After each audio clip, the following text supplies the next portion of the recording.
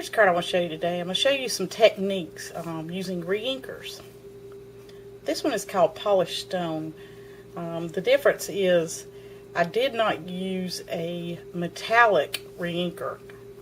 Those are really pretty, but Stampin' Up! Doesn't carry them anymore, and I just didn't have them, and I wanted to try something a little bit different than the Polished Stone. In the Polished Stone, you would take and use a cotton ball, or I use it like a makeup pad. You would put like a few little drops of the reinker on there and alcohol, and then you would just dab, dab, dab on the, I use the glossy cardstock. And then I'm going to show you, this is a variation of that technique that I made the strip on this card with. This is from Tasteful Trims that I cut it out with. This is from the Perfect Punches stamp set, and then there's some itty bitty pack of punches that those came from. So let's get started. I've gone ahead and put the 3 reinkers that I wanted to use, put a couple drops each of them on an old plastic lid. I used Not Quite Navy, More Mustard, and Cherry Cobbler. And I set these on my counter, or desk, whichever one, in the same position that they are on the lid, because sometimes you can't tell what those colors are. In the Polished Stone technique, you would, like I said, put your reinkers directly on your little cotton pad. For this technique, I'm going to work in small areas. I have a Q-tip for each of the colors, and I'm going to put that in this ink, the alcohol, because when I pick it up, that way it doesn't dry, and I can kind of control where it goes. And I'm going to do this, like I said, a little section at a time, and I'm just dabbing on just that 70% rubbing alcohol. And then I'm going to pick up like this Night of Navy and start putting it out. And you see it's kind of moving along with that. So I think that's kind of a neat technique, and then you can add as much. And it looks very dark, but it'll dry a little bit lighter than that. And I like how it spreads out on this technique using the Q-tips. And in this way, I'm going to continue on. I'm going to pick up some alcohol. Next, I'm going to get the More Mustard, and I'm going to put, now I may need to add some more alcohol in there.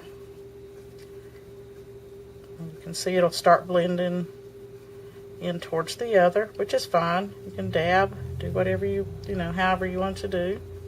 And you'll just continue in this method of adding colors.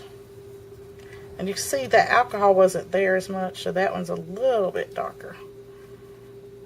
I want to add a little bit more there. And I'm just going into kind of a circular motion, not a circular motion, a circular pattern. And you can see you'll have to be careful. Sometimes you'll pick up the other color. So if you do, just kind of go to a clean spot.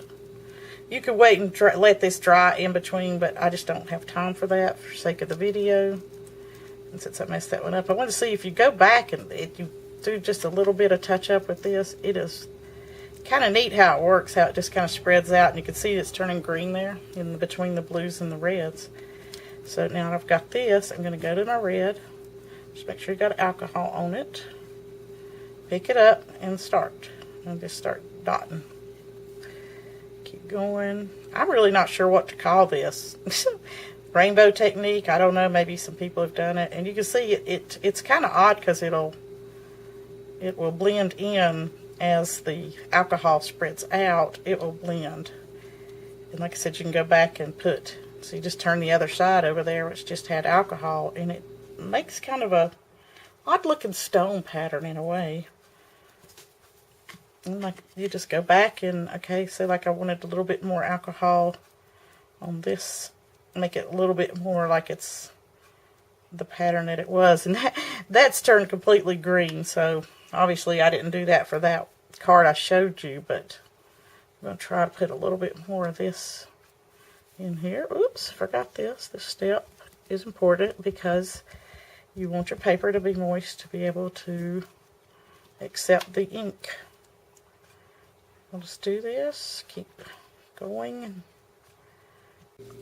The piece is dried now, so I just wanted to show you again what it looked like.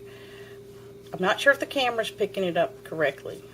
The colors, they're cherry cobbler, not quite navy, and more mustard. Now I wanted to show you that does have shine. It looks flat. It looks like matte when you're looking at it on the camera until you move it, and you can see some of that shine on there. Which, oops, too much shine on there.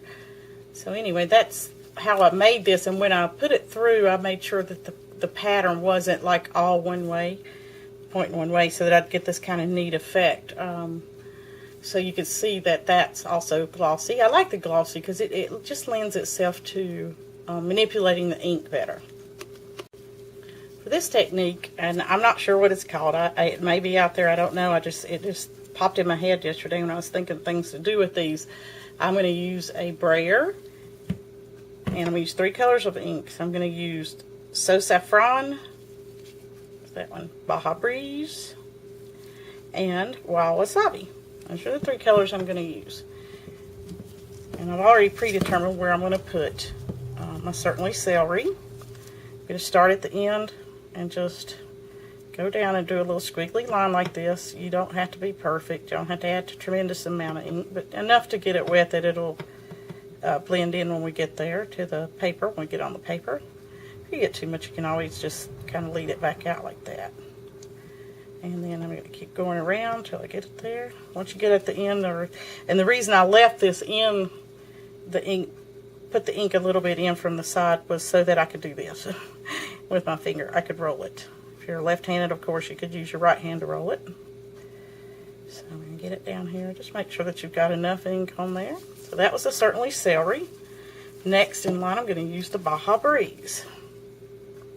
And this won't dry quickly, so you can, you've got time. This one, for some reason, runs out a lot faster than that other one does. You can see there, it's really very wet, very liquidy. This one is. Okay, so now I got the Baja Breeze next, and then the So Saffron. I'm going to add. You can do a little bit larger line if you want to, and you can be more careful than put your lines equally spaced if you want to. I'm like, oh well, whatever. It'll look good when we get finished with it. You may go ahead and add a little bit more blue here just to bring that line out a little bit further. Okay, so there we go. I've already pre-cut a piece of paper, and this is like 5.5 by 2 1/8 inches. And I'm going to take another little makeup pad and add some alcohol straight on there. Just put it on here, swipe it. That's the way I do it. And just, make sure it's wet. And then just, when you brayer, you start off and roll off. Start off and roll off. And you can see it's a very subtle color. And you can go back. You can also just slide it if you want. Make some pretty little pattern in it. And you probably don't want that line in there too much. Okay, and that's just a very subtle pattern, very subtle colors that you can use as a background. You could stamp something on it, or you could just use it as a decorative strip on your card. And of course, you could take and slide, slide your brayer around and make different patterns and stuff. I just think that's kind of a neat way to use it. And, you can do whatever colors you choose to. It's easy to clean up. You just take this to the sink and rinse it off, and then you're done.